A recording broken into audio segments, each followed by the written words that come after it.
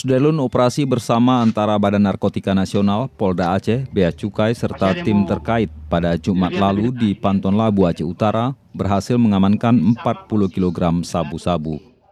Petugas juga menangkap 5 tersangka serta mengamankan barang bukti berupa 2 kendaraan roda 4, dokumen, serta ATM.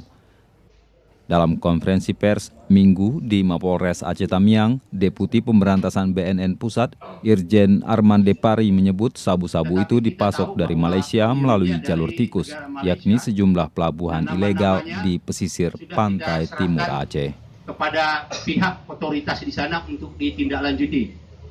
Sementara 5 orang yang kita tangkap sekarang, yang pertama inisialnya adalah Mus, kemudian Jul, kemudian Ta, kemudian Saf, yang terakhir Da.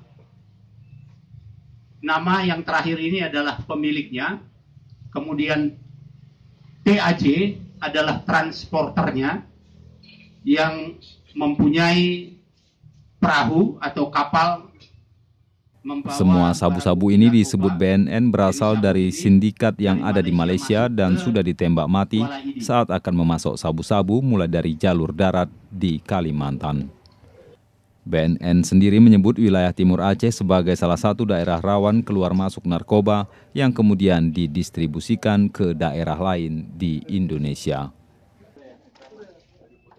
Dari Kuala Simpang, M. Nasir, Serambion TV.